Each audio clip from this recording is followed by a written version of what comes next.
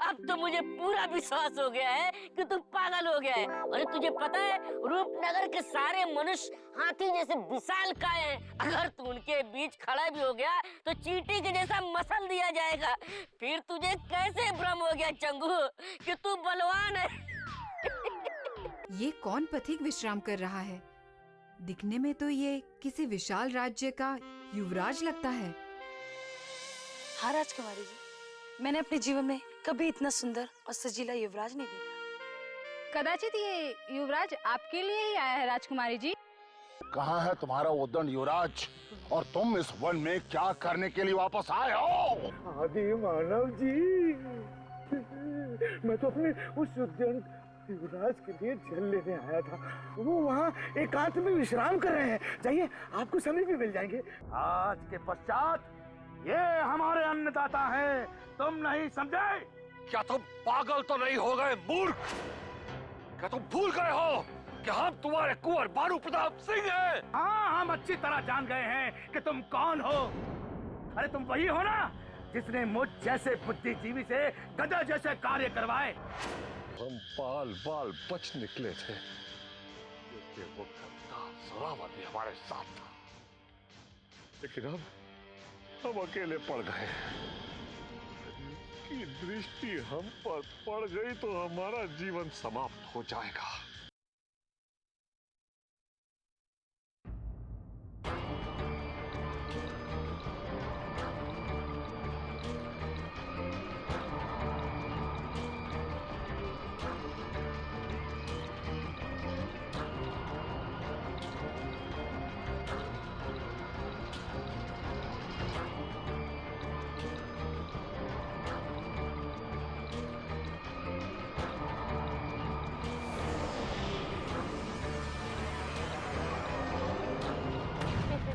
गजराज जी प्रणाम। तुम दोनों महल छोड़कर जंगल में क्यों आए हो? शीघ्र बताओ, तुम हमें यहाँ क्यों दिखाई दे रहे हो? गजराज जी, हम तो झरने पर स्नान करने के लिए जा रहे थे। महल में हमारे सरकार हम दोनों को स्नान नहीं करने देते, इसलिए उनसे छुपकर हम दोनों झरने पर स्नान करने के लिए जा रहे थे। झरने की ओर कोई नहीं जा सकता। क्षमा कीजिए हुजूर, ऐसा क्या होगा कि आप हमें झरने पर जाने से रोक रहे? क्या झरने में बाढ़ आने वाली है? बाढ़ झरने में नहीं आती मूर्खों, बाढ़ तो नदी में आती है। फिर आप हमें झरने पर स्नान करने से क्यों रोक रहे हैं? देखिए ना, अपनी सरकार के साथ रहते रहते हमारे शरीर से भी गंध आने लगी है। अगर आपको विश्वास नहीं होता है तो मैं आपके समीप आ जाता हूँ। आप मुझे गले से लगा के देखिए, हमारे सरकार की गंध हमारे शरीर से आपको मिल जाएगी। छी छी, हमसे दूर रहो और तत्काल हमारी दृष्टि से लुप्त हो जाओ। राजकुमारी चंद्रमुखी जी झरने पर स्नान करने आने वाली हैं। अच्छा अच्छा, आदरणीय राजकुमारी चंद्रमुखी जी झरने पर स्नान करने आने वाली है। हुजूर, यदि आपकी आज्ञा हो तो हम दोनों उनकी सुरक्षा के लिए झरने पर चले जाते हैं, क्योंकि हमारे सरकार है ना, वो राजकुमारी चंद्रमुखी को देखने के लिए छुप छुप के कभी भी झरने पर आ सकती है। यदि तुम्हारे सरकार यहाँ पर आ गए तो हम उन्हें भी जीवन भर कारागार में डाल देंगे। अब तुम दोनों भागो यहाँ से, नहीं तो हम तुम्हें भी कारागार में डलवा देंगे। क्षमा कीजिए महाराज, हम तो केवल आपको सुझाव दे रहे थे। हमें तुम्हारे सुझाव की कोई आवश्यकता नहीं। यदि तुम दोनों झरने के आसपास भी नजर आए तो हम तुम्हें डुबा डुबा कर मार डालेंगे, समझे?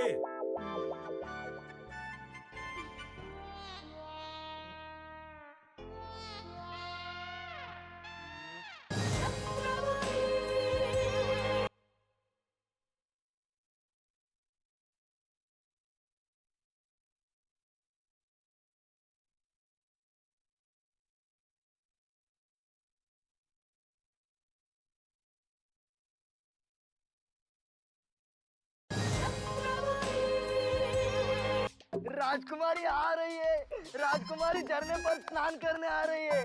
हाँ, लेकिन चंगू, उससे हमें क्या लाभ होने वाला है? अरे और फिर तूने सुना नहीं? गजराज ने हम दोनों को झरने के समीप भी आने से मना किया है।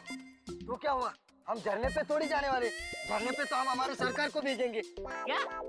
झरने पर हम अपने सरकार को भेजेंगे? परंतु क्यों? राजकुमारी चंद्रमुखी झरने पे आ रही है, ये सूचना सुनकर सरकार प्रसन्न हो जाएंगे और हमें उचित उपहार भी देंगे। अरे मूर्ख, वो हमें क्या उपहार देंगे? वो तो खुद एक भिखारी हैं, उनके पास एक फुटी कौड़ी भी नहीं है। और फिर तूने सुना नहीं, गजराज सिंह ने अगर उन्हें झरने के समीप भी देख लिया तो उठा के कारागार में डाल देगा। यदि हमारी सरकार को कारागार में डाल दिया तो हम सुखी जीवन जिएंगे और हमें सरकार से छुटकारा भी मिलेगा और हम स्वतंत्र जिंदगी जिएंगे। अरे मूर्ख, इतनी ऊंची उड़ान मत उड़, नीचे आ, नहीं तो लेने के देने पड़ जाएंगे। अब ये सोच कि महल में जाकर के हम अपनी सरकार से झूठ क्या बोलेंगे। हम उनसे पूछे बिना जंगल में चले आए थे, नहीं तो वो देखते ही हम दोनों के ऊपर गुस्साएंगे। कहाँ हो चंगू मंगू? जवाब दो। अरे ये तो अपनी सरकार गधा सिंह की आवाज है। हाँ। वो रेंग रेंग के हमें चिल्ला रहा है। कहाँ हो मूर्खों? क्या जंगल में तुम दोनों को कोई गीदड़ खा गया? लगता है वो बहुत क्रोधित है। इससे पहले कि वो हम पे भड़के, हमें उसके ऊपर चढ़ाई कर देनी चाहिए। चल चलो।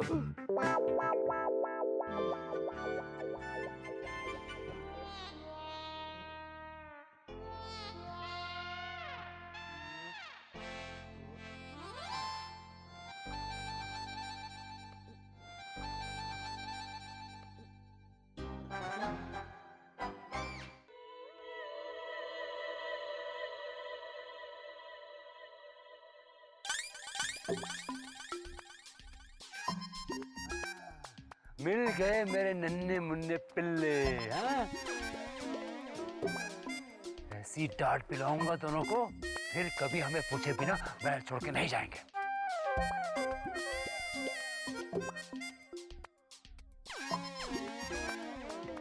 आप यहाँ क्या कर रहे हैं सरकार? चुप, धुआं धुआं खेलो प्यार का जुआ। तुम दोनों यहाँ क्या कर रहे हो मूर्खों? चुप रहो। आप महल से बाहर निकले कैसे? अगर आपको कुछ हो जाता तो आपके पिताश्री को हम दोनों क्या मुख दिखलाते? आपको अपनी सुरक्षा का जरा भी ध्यान नहीं। आज के पश्चात हमारी आज्ञा के बगैर आप महल से बाहर नहीं निकलेंगे। आप खड़े खड़े क्या सोच रहे हो? जब देखो तब बालकों की तरह हमारे निर्देशों को भूल जाते हो। मंगू से क्षमा मांगो, नहीं तो मंगू को बुरा लगेगा। बुरा लगेगा? मंगू, हमें क्षमा कर दो, हमसे भूल हो गई। अब आगे से कभी ऐसा नहीं होगा। क्या तुम हमें क्षमा नहीं करोगे? ऐसे ही टूटे रहोगे। ठीक है, लेकिन याद रहे, आज के पश्चात हमारी आज्ञा के बगैर आप महल से बाहर नहीं निकलेंगे। नहीं निकलेंगे, नहीं निकलेंगे, नहीं निकलेंगे। क्षमा किया। अच्छा अच्छा मंगू, जब तुम क्रोधित होते हो ना तो बहुत डरावने लगते हो, और जब तुम मुस्कुराते हो ना तो और भी क्या? सुंदर लगते हो।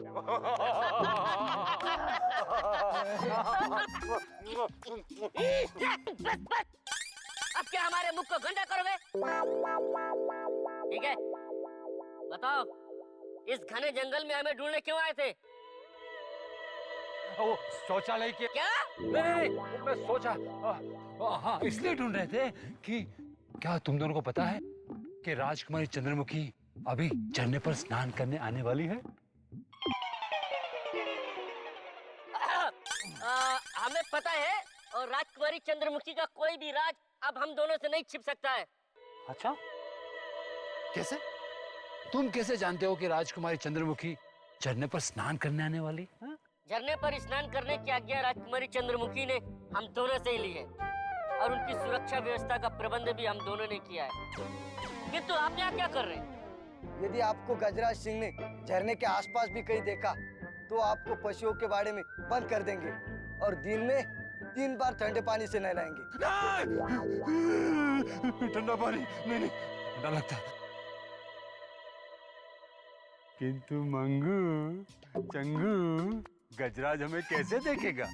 वो तो महल में महाराज के पैर दबा रहा होगा। नहीं सरकार, हमने अभी भी उन्हें राजकुमारी चंद्रमुखी को ये संदेश देने के लिए भेजा है कि वो किसी भी वक्त झरने पर स्नान करने के लिए आ सकती है, क्योंकि हमने उनकी सुरक्षा व्यवस्था की जांच कर ली है। इससे पहले कि वो यहाँ पर आए सरकार, आप शीघ्र से शीघ्र यहाँ से निकल लीजिए। राजकुमारी चंद्रमुखी ने आदेश दिया है कि आप बहुत गंदे हैं, दातुन भी नहीं करते हो, इसलिए आपको उनसे कोसों दूर रखा जाए। आप कभी नहाते भी नहीं है, इस बात का भी उन्हें पता चल गया है। चल गया, किंतु ये सब उन्हें बताया किसने? यदि उन्हें पता चल भी गया तो तुम दोनों ने उन्हें बताया क्यों नहीं कि हमें ठंडे पानी से डर लगता है? इसलिए हम नहाते नहीं है। पर हाँ, वर्ष में पिताश्री के जन्मदिन पर हम एक बार मुख तो अवश्य धोते हैं। कितना खूबसूरत लगता है। हमने सब बता दिया, किंतु राजकुमारी चंद्रमुखी ने हमारी एक न सुनी। उनसे दूर रहने में आपकी भलाई है, अन्यथा आपका ये सुंदर शीश काटकर उनकी कक्ष की दीवारों में सजाया जा सकता है। हमारे नन्हे वीरों, अच्छा ये बताओ, तुम क्या करें? कहाँ जाकर छिपे जिससे हमारा सुंदर शीश सुरक्षित बचे? बताओ। अरे सरकार, पहले यहाँ से तो निकलिए। अगर किसी ने आपके साथ हमें देख लिया तो हम दोनों के शीश काट के धड़ से अलग कर दिए जाएंगे। चलिए किसी सुरक्षित स्थान पर चलकर अपने आप को बचाने का उपाय सोचते हैं। चलिए। हाँ, ठहरो ठहरो ठहरो। पथ में तुम दोनों के सुंदर पाँव में कांटा न लग जाए, इसलिए हमारी गोद में आ जाओ। हम तुम दोनों को उठा के ले जाएंगे। आइए आइए।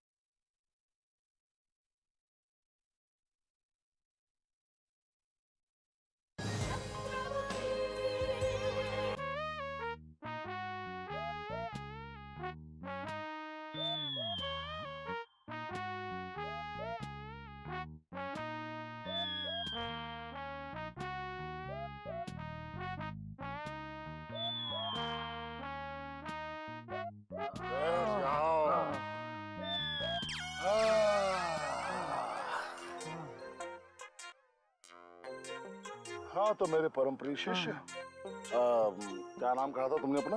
इससे पहले आप मुझसे 4-5 बार मेरा नाम पूछ चुके हैं। यदि इसके उपरांत आपने एक भी बार मुझसे मेरा नाम पूछा तो मैं अपना नाम ही भूल जाऊंगा। अरे मेरा नाम जोरावर है, जोरावर। हाँ तो हमारे परम प्रिय शिष्य जोरावर, अब तुम हमारे इस पवित्र स्थान में आ गए हो। अब इसके उपरांत तुम अपना बचा खुचा शेष जीवन यहीं हमारी सेवा करते हुए गुजारोगे। ये आप क्या कह रहे हैं गुरुदेव? क्या आपने अपनी समाधि बनाने का यहीं पर निर्णय लिया है, तो सारा जीवन यहीं व्यतीत करेंगे? नहीं, अभी हमारी समाधि का समय नहीं आया है। बड़ी तपस्या के पश्चात तुम जैसा गुरु भक्त सेवक मिला है। पहले हम तुमसे सेवा करवाएंगे। जंगल के फूल फल जो तुम लाओगे उसे अपना आहार बनाएंगे, और उसके उपरांत तुम जब थक करके निढाल होकर के इस जमीन पर लेट जाओगे, तुम्हारे प्राण तुम्हारे शरीर को त्याग करके दूर चले जाएंगे। तब हम तुम्हारी एक सुंदर सी समाधि इसी स्थान पर अपने ही पवित्र हाथों से बनाएंगे। कहीं आप पागल तो नहीं हो गए हैं गुरुदेव? यदि मुझे रूपनगर पहुंचने का लालच नहीं होता तो मैं आपके पीछे पीछे कदापि नहीं आता। यदि मुझे ज्ञात होता कि आप मुझे कुएं से निकाल कर खाई में धकेलेंगे तो मैं तो क्या, मेरी परछाई भी आपका शिष्य नहीं बनती। वो तुम्हारा भूतकाल था, ये तुम्हारा वर्तमान है, वर्तमान, और तुम्हारा भविष्य भी यही व्यतीत होगा।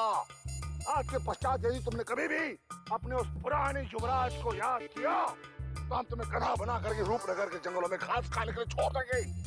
यदि तुमने यहाँ से भाग जाने की सोचने का भी कष्ट किया, मैं अपनी मायावी शक्ति से तुम्हें भस्म कर दूं।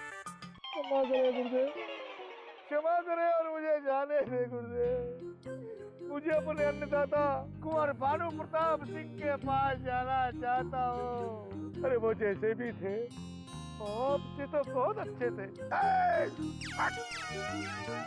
आज यदि तुम किसी की प्रशंसा करोगे तो केवल हमारी, किसी की प्रशंसा के गीत गाओगे तो केवल हमारी।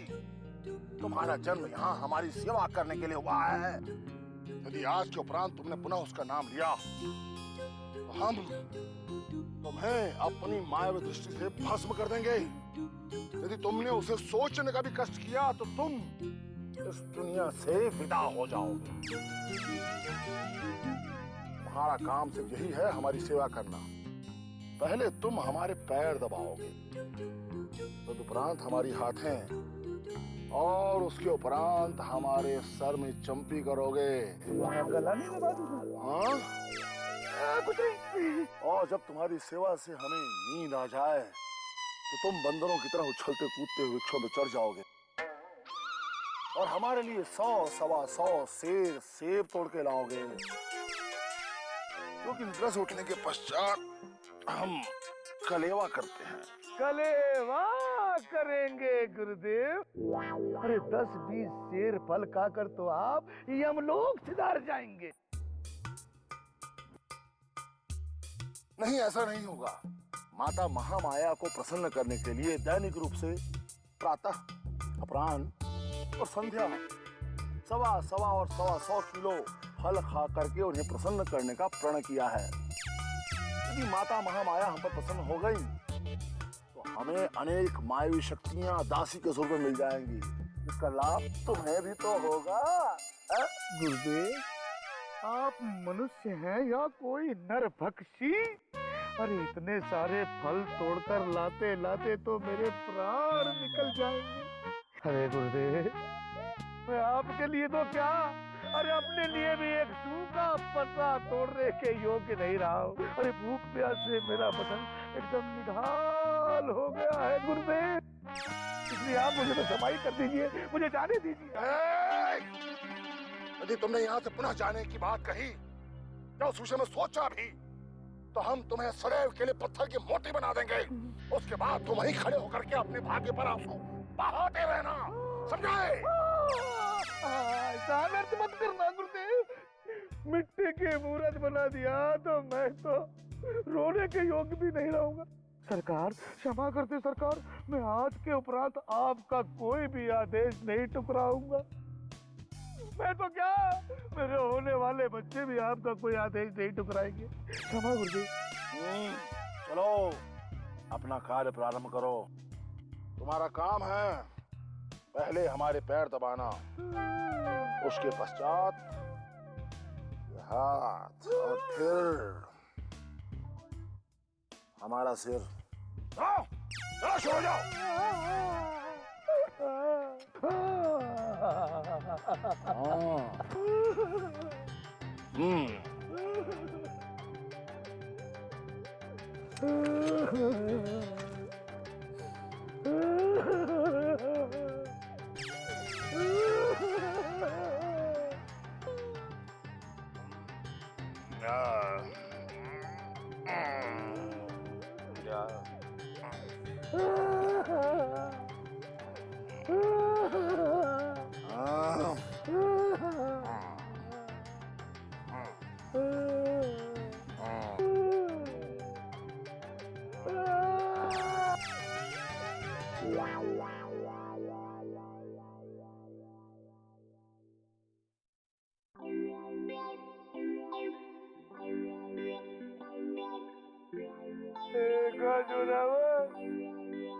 अरे सिर मुड़ाते ही ओले पड़ गए।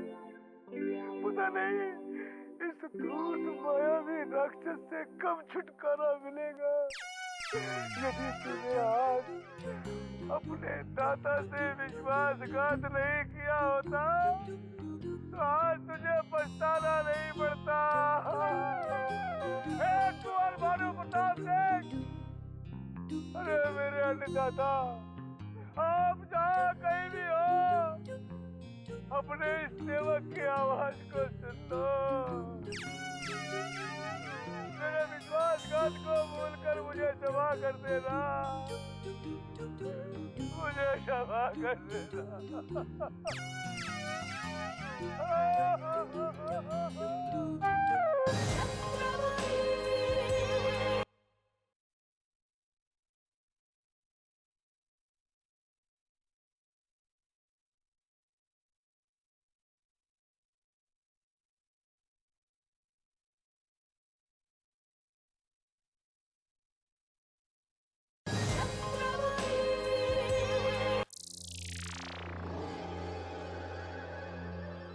जैसे जैसे हम रूपनगर के समीप पहुंच रहे हैं, सिपाही भी बहुत नजर आने लगे। इनकी दृष्टि से बचकर एक बार हम चंद्रमुखी के समीप पहुंच जाए, बस।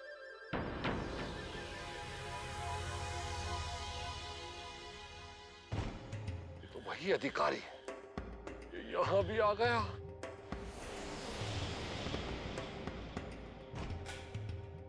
ये तो उन दो सुंदरियों के पास जा रहा है। सुनना पड़ेगा भानु प्रताप। तुम दोनों राजकुमारी चंद्रमुखी को महल में छोड़कर जंगल में क्या कर रही हो? हमें पता चला है कि झरने के समीप एक चीता आ गया। इसीलिए तो हम ये राजकुमारी जी को सूचना देने जा रहे हैं। चीता? तुमसे किसने कह दिया कि झरने के आसपास चीता है? ये सूचना हमें चंगू और मंगू से मिली हुजूर। तो तुम्हें चंगू मंगू ने चीते की भी कहानी सुना दी? वो दोनों बहुत चंचल हैं। उन्होंने तुम्हें मूर्ख बना दिया है। जाओ यहाँ से और तत्काल महल पहुंचो। राजकुमारी जी झरने पर स्नान करने के लिए निकलने वाली हैं। हम तत्काल राजकुमारी जी की सेवा में पहुंचते हैं हुजूर। चल नंदिनी।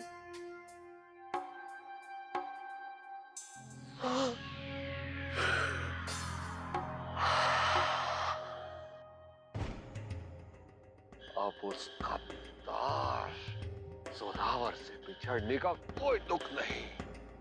हमें पता चल गया है कि हमारी होने वाली रानी चंद्रमुखी झरने पर स्नान करने आ रही है।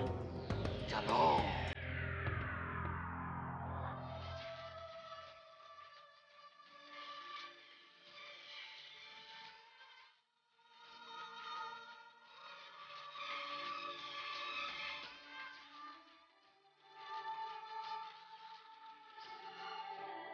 इस भयानक जंगल में इतना मधुर गीत कौन गा रहा है?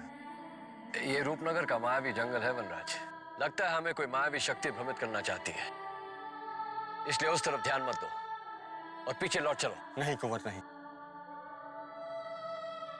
इतना मधुर गीत मैंने आज तक नहीं सुना।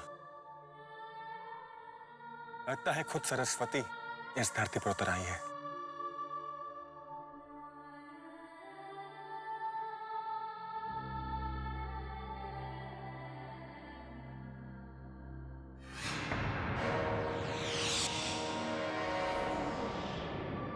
ये तो उसी गांव की युवती का स्वर है।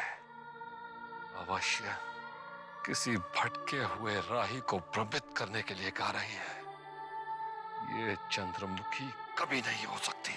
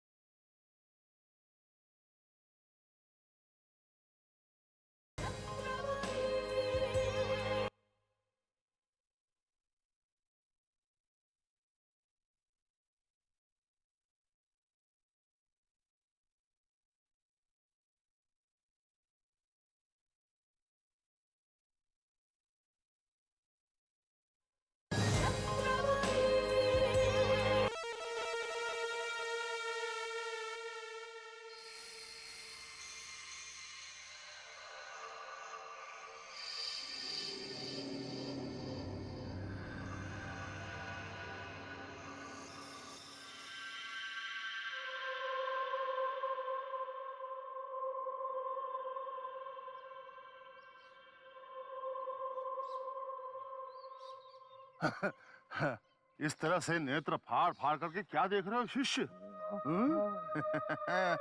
यदि तुम हमारी शरण में नहीं आते तो क्या तुम्हें इस मायावी जंगल में कभी इतना सुमधुर गीत सुनने का अवसर प्राप्त होता? नहीं ना? नहीं नहीं, ऐसा नहीं है गुरुदेव। वो क्या है ना कि ये आवाज मैंने पहले भी सुनी है।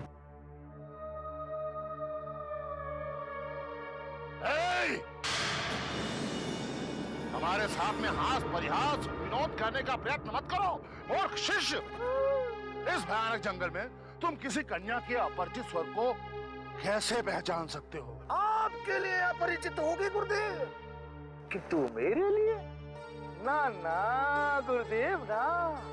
मैं उस गीत गाने वाली सुंदर युवती को पहले देख चुका हूँ, पहचान लिया गुरुदेव मैंने उस गीत गाने वाली सुंदर युवती के स्वर को कदाचित पहचान लिया। लगता है अवश्य तुम पर इस जंगल के किसी मायावी शक्ति ने प्रभाव डाल दिया, अन्यथा तुम हमारे साथ ऐसी बहकी बहकी बातें नहीं करते। नहीं गुरुदेव, मुझ पर किसी मायावी शक्ति का प्रभाव नहीं है। मैं कदाचित सत्य कह रहा हूँ गुरुदेव कि मैं इस गीत गाने वाली सुंदर युवती से पहले मिल चुका हूँ। मैं ही नहीं, अपितु मेरे अलकापुरी युवराज महाराज भानु प्रताप सिंह भी इसको देख चुके हैं। यदि अवश्य ही तुम पर किसी मायावी शक्ति ने अपना प्रभाव नहीं डाला है, तुम अपने मस्तिष्क में हमारे विरुद्ध कोई चाल सोच रहे हो।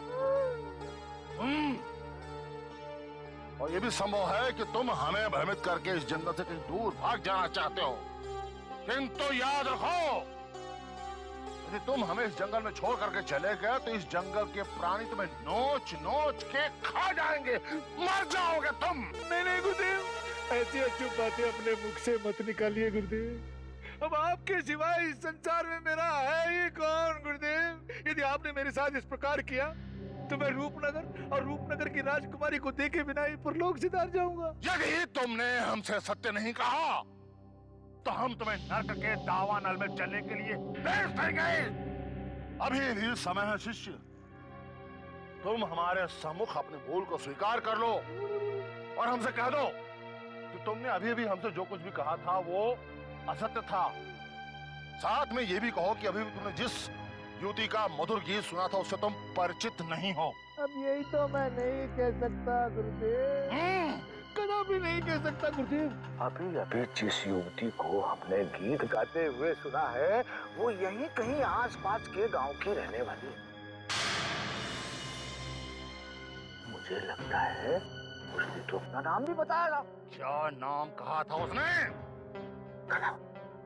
कलावती। गुरुदेव, उसका नाम कलावती है। तुम कलावती को जानते हो? किंतु कैसे? कितनी बार मैं आपको मेरा मतलब है गुरुदेव, कितनी बार मैं आपको बता चुका हूँ कि मैं और मेरे भूतपूर्व स्वामी भानु प्रताप सिंह इस युवती से गाना गाते गाते पथ पर इसी प्रकार। गुरुदेव, वो जितनी ऊपर से दिखने में सुंदर है उतनी ही भीतर से चतुर। इसीलिए तो गुरुदेव मैंने उससे अधिक बात नहीं की। अब इससे अधिक मैं आपको और कुछ नहीं बता सकता गुरुदेव, क्योंकि मैं बहुत थक कर चूर हो चुका हूँ गुरुदेव, थक कर चूर हो चुका। इसका तात्पर्य हुआ कि कलावती अभी तक जीवित है और इसी जंगल में कहीं डेरा डाले हुए है। यदि ये सत्य है तो मुझे तत्काल कलावती की खोज करनी होगी।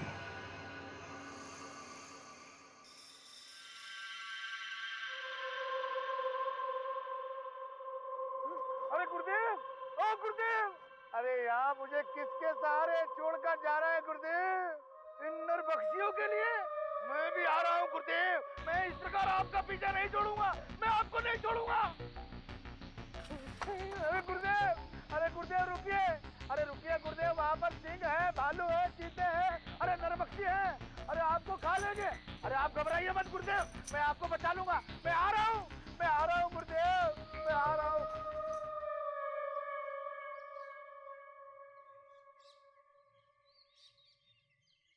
जादूगर विचित्र सेन, अभी अभी जो मधुर गीत तुमने सुना था, उस गीत को गाने वाला कंठ राजकुमारी चंद्रमुखी का ही हो सकता है।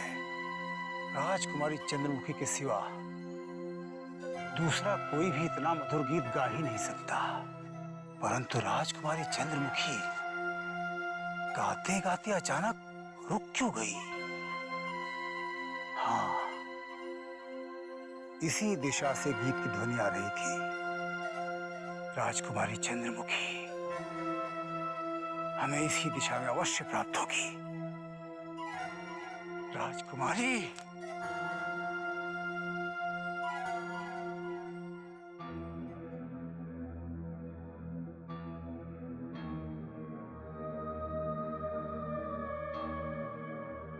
नहीं, यदि राजकुमारी चंद्रमुखी इस मायावी जंगल में आती तो हमारी सेविका कुसुमी हमें उसकी सूचना पहले ही अवश्य दे देती।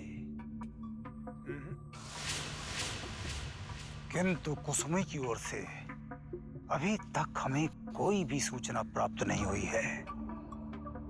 इसका तात्पर्य यह हुआ कि इस मायावी जंगल में गीत गाने वाली ये अज्ञात युवती कोई और ही है। कौन हो सकती है वो, जिसने हमारे मन के भीतर खलबली मचा दी है? इसका पता लगाने के लिए निरंतर हमें उसे ढूंढना होगा। इसी दिशा में देखते हैं, इस मायावी जंगल में हमारी आज्ञा के बिना किसने इतना दुस्साहस किया जो गीत गा सके।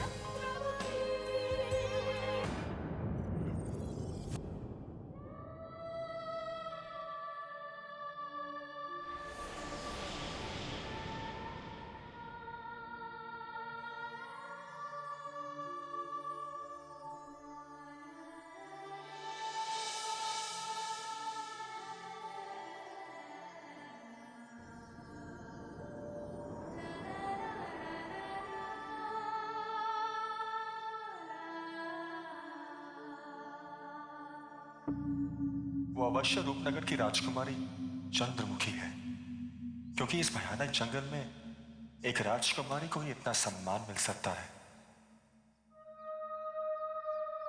आप ठीक सोच रहे हैं दैत्य सम्राट, वो राजकुमारी चंद्रमुखी ही थी। बाबा, आप यहाँ? हाँ दैत्य सम्राट, जिस मधुर संगीत को सुनकर आप यहाँ तक चले आए हैं, वही मधुर संगीत हमें भी खींचकर यहाँ तक ले आया है। सच कहता हूँ, आज अनेकों वर्षों के पश्चात हमें पुनः ये गीत सुनाई दिया है। और मैंने भी इतना मधुर संगीत अपने जीवन में पहली बार सुना है। ऐसा प्रतीत होता है कि संगीत की देवी खुद राजकुमारी चंद्रमुखी के कंठ में समा गई है। आप बिल्कुल ठीक कह रहे हैं दैत्य सम्राट, किंतु राजकुमारी चंद्रमुखी तो अब अपने महल की ओर लौट चुकी है।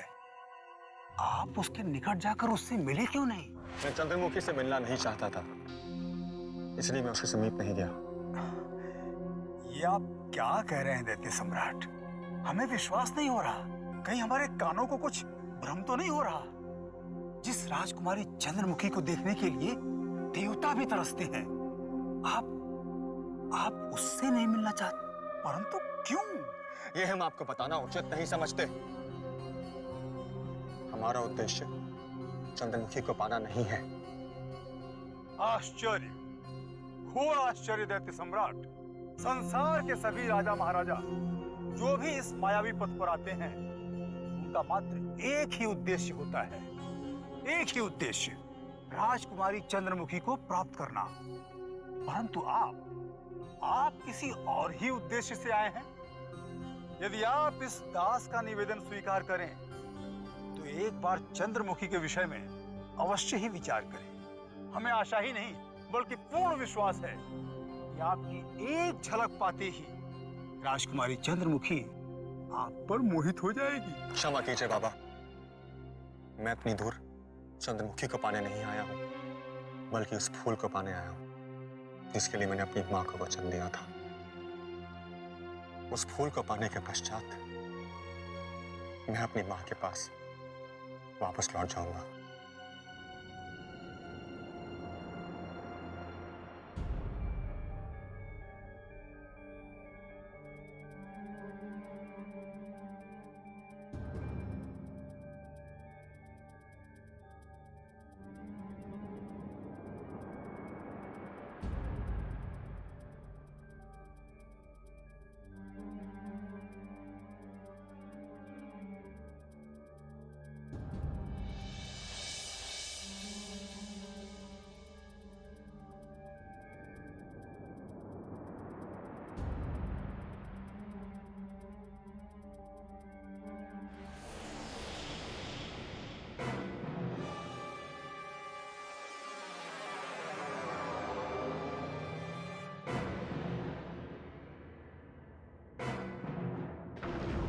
भगवान के घर देर अवश्य है, किंतु अंधेर नहीं।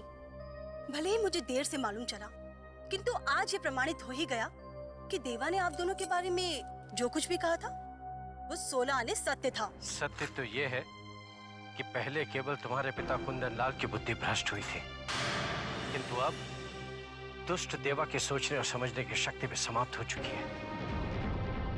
इसलिए उसने महारानी जी के चरित्र पर कीचड़ उछालने का ऐसा घृणित कार्य किया है, और इसका दंड अवश्य उसे भुगतना होगा। ये मैं क्या सुन रही हूँ देवधर बाबा?